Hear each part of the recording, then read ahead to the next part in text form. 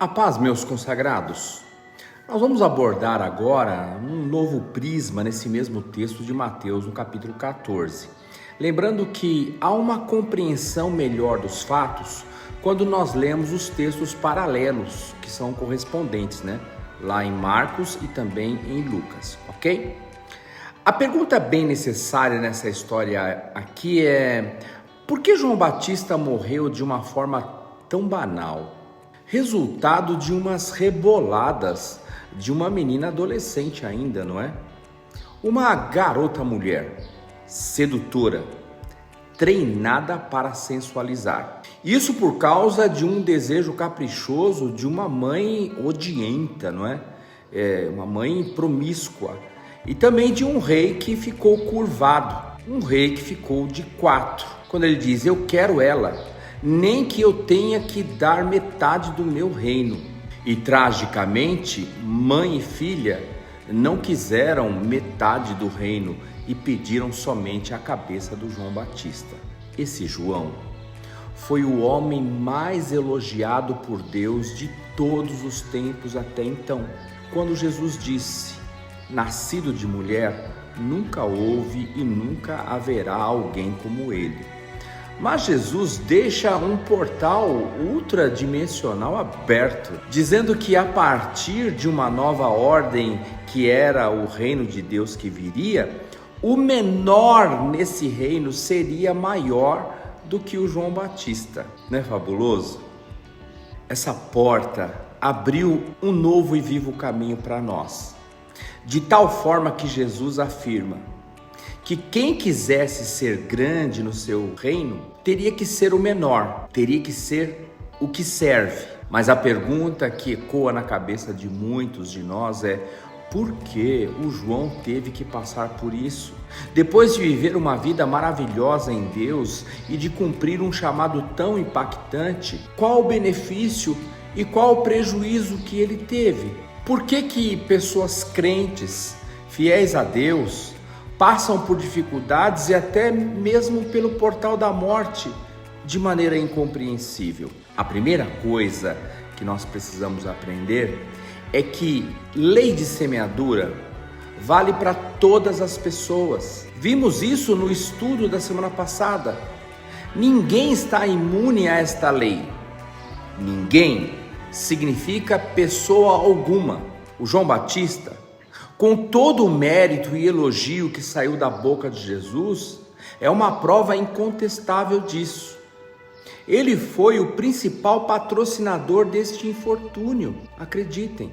Ele não tinha nada que ficar correndo atrás da carruagem do Herodes dizendo adúlteros, adúlteros. Isso foi uma extensão exagerada e equivocada da personalidade do João. E a gente vê que o primo dele, o Jesus, não se ocupou disso em nenhum momento. No máximo, ele chamou uma geração inteira de adúlteros, mas sem ficar fulanizando pecados e delitos humanos. João, com verdade, colheu um pouco do seu ímpeto insensato. Ficar provocando um rei que tem a decisão de vida ou de morte não é de boa sabedoria. Olha, queridos, não são poucas as vezes em que somos tentados a viver este ímpeto inconsequente de João Batista. Quando nós queremos falar a verdade, doa a quem doer, machuque a quem ferir, aconteça o que estiver que acontecer, nós temos que viver na sabedoria, na prudência, na temperança, na paciência que o Espírito Santo nos dá gratuitamente. Quem não se ocupa disso gratuitamente, certamente colherá da sua semeadura um pagamento com coisas muito ruins e desagradáveis. É preciso, a bem da vida, dizer: eu sempre digo a verdade, mas nem sempre a verdade eu digo.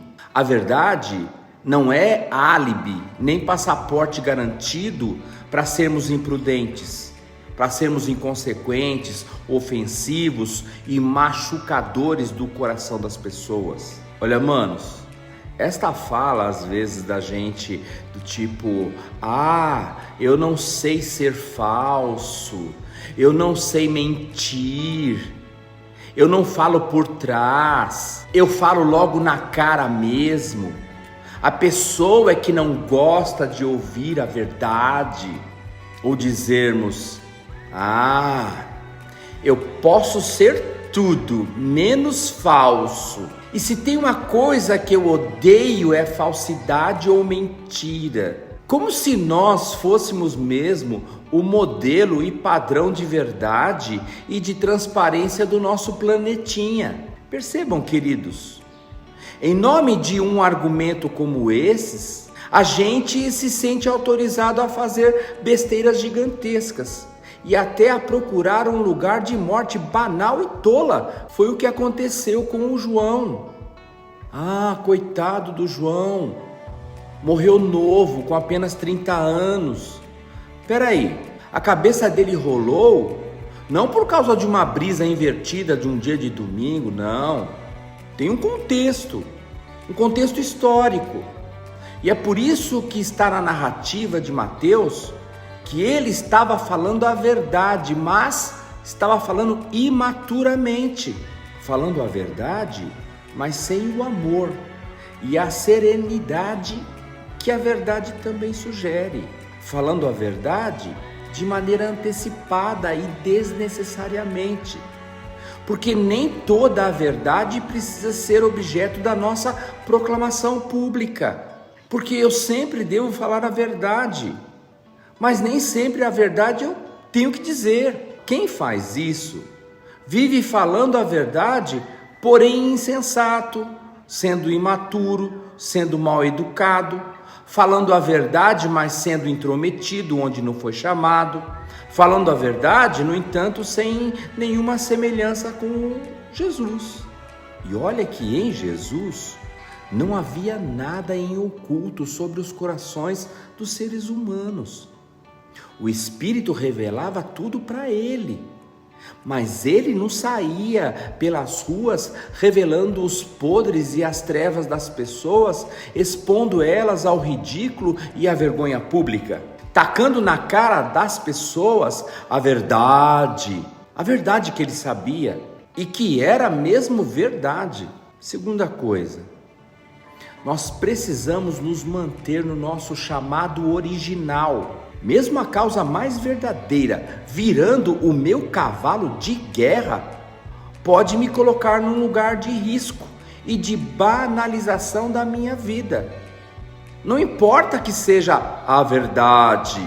O João saiu do deserto e foi para a cidade, aporrinhar a vida do rei lá na corte. Ele deixa de ser a voz do que clama no deserto para ir clamar lá na cidade, nas portas de Jerusalém, atrás da carruagem do rei, para que o seu grito fosse ouvido. Lá em Marcos, como vimos anteriormente, o Herodes gostava e respeitava ele profundamente, como sendo um homem de Deus, lembra? O João tinha que preparar o caminho de Jesus, não a conversão de Herodes e da adúltera Herodias.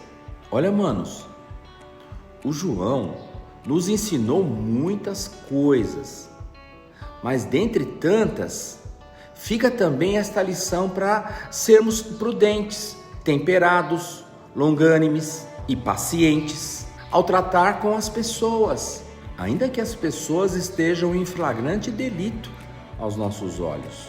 A vossa palavra seja sempre agradável, temperada com sal, para saberdes como deveis responder a cada um. Colossenses 4:6. Deus os abençoe.